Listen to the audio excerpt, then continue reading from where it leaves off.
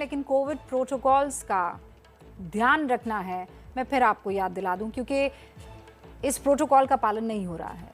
लोग नया साल मनाने के लिए पहाड़ों पर पहुंच गए हैं। खूब लापरवाहियां बरती जा रही है। तमाम सरकारें भले ही सख्ती की बात कह रही है, लेकिन लोग मान नहीं रहे हैं। ओमिक्रॉन तबाही मचा रहा है। पूरी दुनिया में बहुत बुरा हाल है। मैं या मेरी टीम या एबीपी न्यूज़ आपको डराना नहीं चाहता है, सावधान करना चाहता है। हम जानते हैं कि नया साल ये जश्न का मौका है, लेकिन एहतियात बरत कर।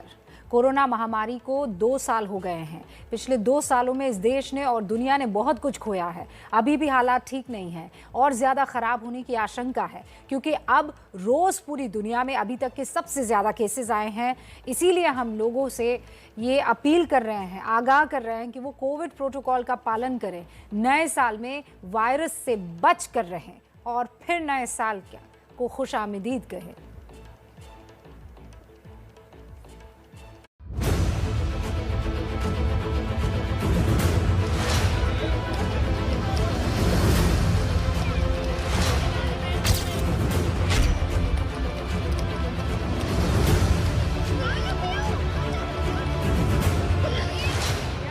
लोग नए साल के जश्न में डूबे हुए हैं, बिना ये समझे हुए कि कोरोना का कितना बड़ा खतरा है। बगैर मास्क के भीड़ लगाकर नए साल का जश्न मनाने वालों को सबसे पहले कुछ आंकड़े बता देते हैं, क्योंकि कोरोना का अभी तक आपने जो भी अवतार देखा है वो बहुत छोटा था। आने वाले दिनों में कोरोना का बहुत बड़ा हमला होना तय है। 30 दिसंबर यानी कल पूरी दुनिया में अभी तक के सबसे ज्यादा केसेस आए हैं, 18,90,000, जिसमें 66% नए केस सिर्फ 5 देशों में हैं। सबसे ऊपर अमेरिका है, जहां एक दिन में 5,72,000 केसेस आए हैं और 1,362 लोगों की मौत हुई है। इसके बाद फ्रांस का नंबर आया, जहां कल 2,06,000 केसेस आए और 180 लोगों की मौत हुई। फिर यूके का नंबर आया, 1,89,000 केस आए और 332 लोगों की मौत हुई।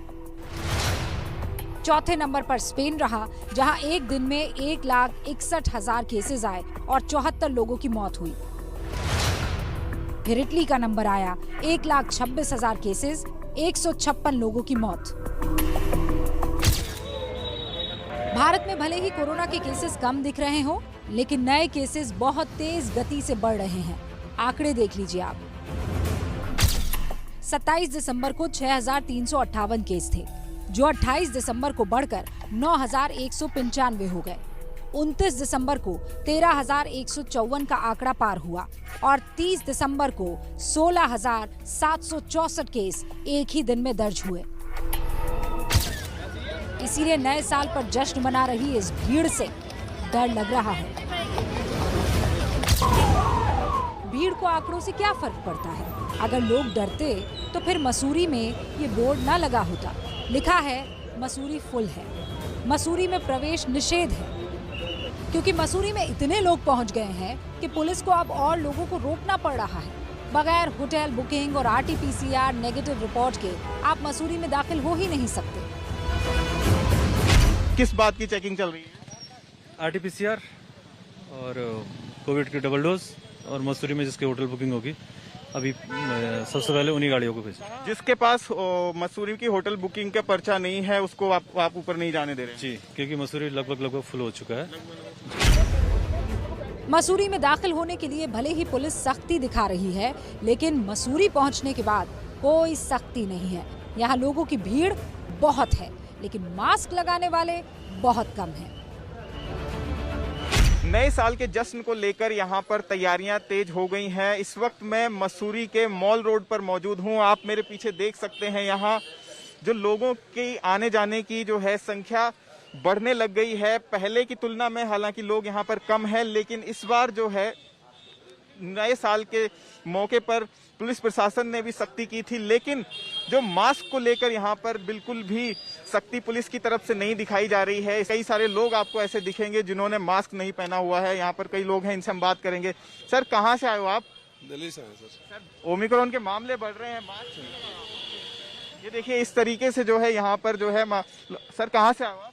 दिल्ली। दिल्ली दिल्ली से हैं, ओमिक्रॉन के मामले बढ़ रहे हैं, आप मास्क नहीं लगा रहे हैं यहाँ पर, क्या कहेंगे सर? कुछ भी नहीं। यही हाल शिमला का भी है। यहाँ भी लोगों की ठीक ठाक भीड़ है। हिमाचल सरकार ने तो कोई सख्ती भी नहीं की है, ना ही कोई प्रतिबंध है। इसीलिए नया साल मनाने के लिए बहुत से लोग आए हैं, लेकिन बहुत कम लोग मास्क लगाए हैं। आप लोग कहाँ से आए? हरियाणा रोहतक। मास्क क्यों नहीं लगाए आप लोग? अभी उतारे हैं। ले मास्क, फोटो उतारे इसलिए उतार रखे थे। कोरोना का संकट आप लोगों को लग रहा है कि नहीं लग रहा है? सोने लगता नहीं नहीं लग रहा। बना रहे हैं। बकवास है। कोरोना का संकट बकवास है। हाँ बकवास है। क्यों? मरने वाला हूँ मरेगा, ये तो नाम होया इसका बस। सही को मरने वाला हूँ मरेगा भाई, ये तो नाम होया इसका बस। बीमारी फैला रखी। हिमाचल प्रदेश के एक और हिल स्टेशन कुफरी में नया साल मनाने के लिए लोग पहुंच चुके हैं, लेकिन यहाँ भी मास्क में बहुत कम लोग दिख रहे हैं।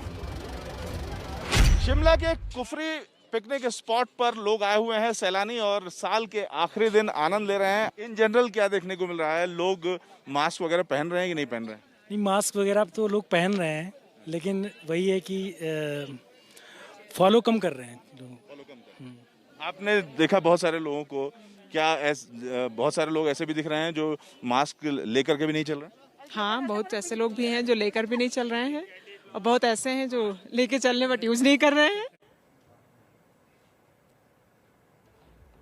और आपको बता दूं, ऐसा नहीं है कि लोगों की ये भीड़ सिर्फ हिल स्टेशंस पर ही है, शहरों में भी यही हाल दिख रहा है। लोग समझने को तैयार नहीं हो रहे हैं। सरकारों ने अब सख्ती भी शुरू कर दी है, चालान काटे जा रहे हैं, लेकिन लोग समझ नहीं रहे हैं। वो नियम कायदों का पालन करने को तैयार नहीं है। और इसीलिए हमारी आपसे गुजारिश है, ये 5वीं मर्तबा मैं इन कुछ मिनटों में इस शब्द का इस्तेमाल कर चुकी हूँ, अनुरोध, गुजारिश, अपील, कि आप नया साल मनाएं, लेकिन घर में रहकर मनाएं, वो भी कोविड प्रोटोकॉल्स का पालन करते हुए मनाएं।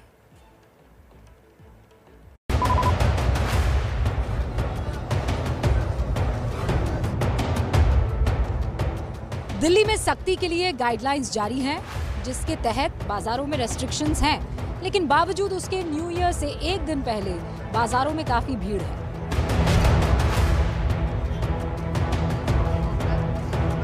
दिल्ली की सरोजनी नगर मार्केट में एंट्री लेने के लिए लंबी लाइन है। चालान कटने के डर से लोगों ने मास्क तो लगाया है, लेकिन सोशल डिस्टेंसिंग की कमी थी।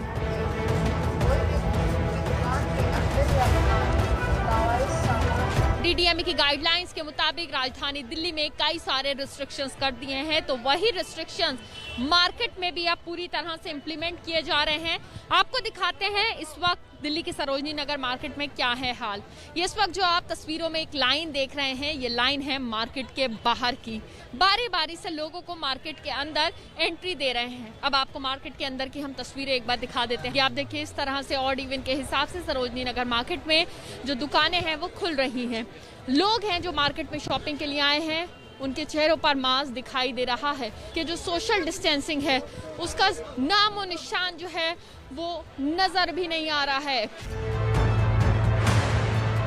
मुंबई में भी बुरा हाल है, केसेस बहुत बढ़ रहे हैं, लेकिन लोग कोरोना नियमों का पालन करते हुए नहीं दिख रहे। इसीलिए आज मुंबई की मेयर किशोरी पेडनेकर मुंबई के कई सारे मॉल्स में पहुंची, लोगों से मास्क पहनने की अपील की।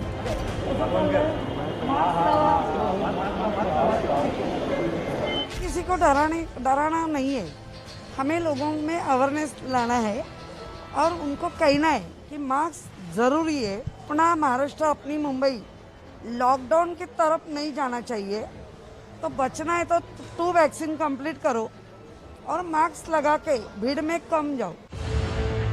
लोग मास्क लगाकर थक जरूर गए होंगे, लेकिन एक्सपर्ट ये मानकर चल रहे हैं कि लोगों को अब इस वायरस के साथ जीने के लिए तैयार रहना चाहिए, क्योंकि महामारी ऐसे खत्म नहीं होती है। हमें इस वायरस के साथ जीना ही पड़ेगा, क्योंकि अगर हम देखें कि पैंडेमिक्स कैसे होते हैं, पैंडेमिक्स एक दिन अचानक खत्म नहीं हो जाते हैं। अगर हम देखें कॉलरा, तो कॉलरा का जो 8वां पैंडेमिक है वो अभी तक चल रहा है। इसके बारे में हम आजकल सुनते नहीं हैं, पर 25 साल पहले जब ये शुरू हुआ था उस वक्त सारी बातें होती थी।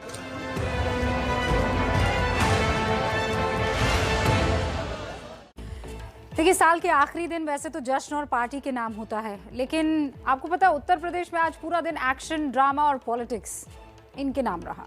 कन्नौज के इत्र कारोबारी है पीयूष जैन, उनके ऊपर छापा पड़ने के बाद, उनके घर पर छापा पड़ने के बाद आयकर विभाग आज समाजवादी पार्टी के विधायक पुष्पराज जैन पंपी के ठिकानों पर पहुंची।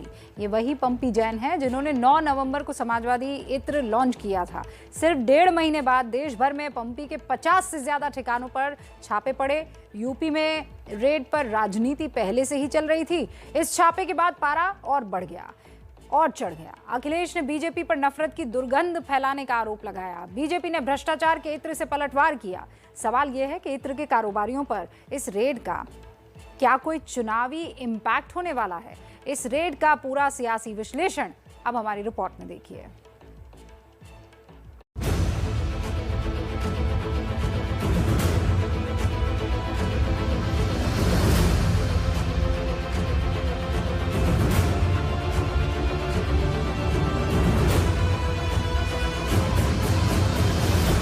31 दिसंबर यूं तो दुनिया भर में जश्न की तारीख है, लेकिन इस दिन Uttar Pradesh full action mode में दिखा और इसका इफेक्ट दिल्ली से लेकर तमिलनाडु तक रहा। मुंबई, सूरत और गुजरात समेत अहमदाबाद में भी कई जगह पर छापेमारी की गई है। बहुत बड़े पैमाने पर ये छापेमारी है। टीम है वो लगातार दस्तावेज को खंगाल रही है। अंदर जो कंप्यूटर्स, जो बाकी डिजिटल जो साक्ष्य है, उनको जुटाने की भी कोशिश की जा रही है। जिन 8 कॉमर्शियल प्रॉपर्टी की हम बात कर रहे हैं, उसमें से मुंबई के मरोल इलाके का यह स्काईलाइन प्रशस्ति ग्रुप का इमारत भी शामिल है। यूपी के कन्नौज से शुरू हुई रेड अब दिल्ली भी पहुंच गई है। पिछले 5 घंटे से रेड चल रही है। ये एक्शन है आयकर विभाग का, जो 31 दिसंबर की सुबह सुबह समाजवादी पार्टी के एमएलसी पुष्पराज जैन पंपी के ठिकानों पर आ धमका। पंपी के कारोबार की जड़ें भले ही कन्नौज में है, लेकिन तार दिल्ली, मुंबई, गुजरात और तमिलनाडु तक है। कारोबार बड़ा है, इसीलिए रेड भी ऑल इंडिया थी।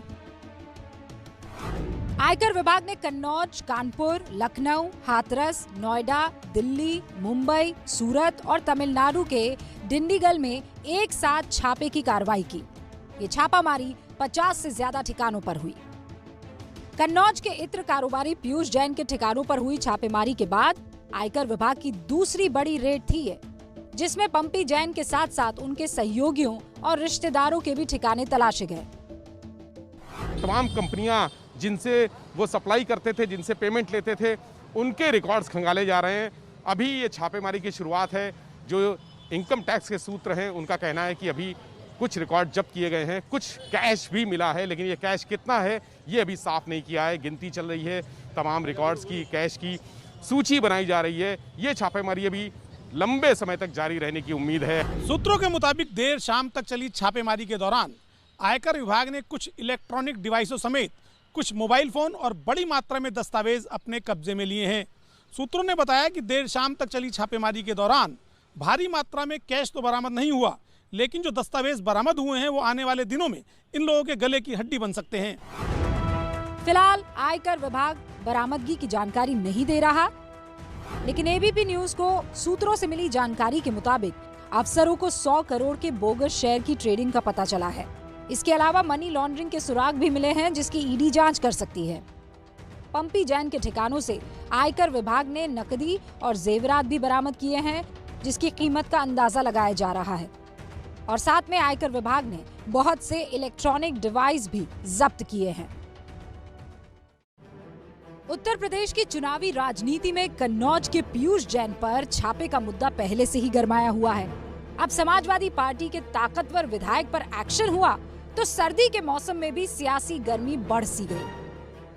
आज जब जेसीबी से उनकी दीवारों को तोड़ करके पैसा निकाला जा रहा है, आप देख रहे होंगे नोटों की ढेर निकल रही है, नोटों की गड्डियां निकल रही हैं। समाजवादी इत्र का नारा देने वाले प्रदेश में किस प्रकार का बदबू, भ्रष्टाचार का बदबू फैलाते थे। भारतीय जनता पार्टी घबरा रही है और मैंने कहा भी है, ये कागज के फूल से कभी खुशबू नहीं आ सकती।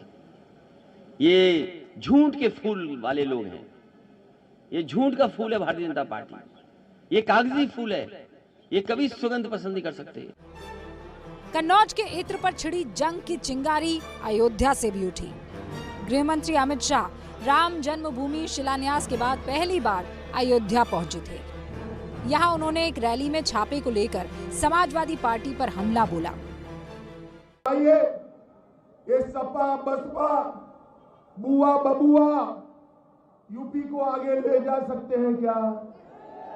जोर से बोलो, ले जा सकते हैं क्या? उनके राज में तो ठेले भर भर कर कैश के नोटों की गड्डियां मिल रही है, गड्डियां मिल रही है। इस समाजवादी इत्र की दुर्गंध पूरे यूपी में फैल। अखिलेश की सभाओं में जो बड़े पैमाने पर लाखों की तादाद में लोग आ रहे हैं हर जगह, तो बीजेपी इससे घबरा के कुछ न कुछ उल्टे सीधी हरकतें करेगी, वही करवा रही है। सर, अमित शाह जी का बयान देखा आपके पास आने से पहले, जिसमें वो कह रहे हैं कि अब छापे पड़ रहे हैं तो समाजवादियों के पेट में दर्द हो रहा है। वो इसलिए दर्द हो रहा है उन समाजवादी पार्टी के पेट में कि इन छापे पड़ने से समाजवादी पार्टी के जो MLAs की जीतने वालों की संख्या की लिस्ट बढ़ती चली जा रही है। हमारे दर्द नहीं हो रहा है, ये दर्द उनके हो रहा है। देखिए, पंपी जैन पर छापे के बाद यूपी की सियासत में भूचाल आ गया, ये तो पक्का है। ऐसा क्यों, आप ये समझिए। और इससे पहले जरूरी है पंपी जैन के बारे में आपको जानना। पंपी जैन कन्नौज में इत्र के बड़े कारोबारी हैं। यही है वो शख्स, वो इत्र की मशहूर कंपनी पुष्पराज प्रगति अरोमा ऑयल के को ओनर हैं। उनका इत्र का कारोबार 12 देशों में फैला हुआ है। समाजवादी पार्टी ने 2016 में उन्हें विधान परिषद भेजा था, MLC। वो इटावा फर्रुखाबाद से MLC बने। इस साल नवंबर में पंपी ने समाजवादी इत्र लॉन्च किया था, जिसकी काफ़ी चर्चा हुई। और अब चर्चा इस बात को लेकर है कि इनके अलग अलग ठिकानों पर छापे पड़े हैं।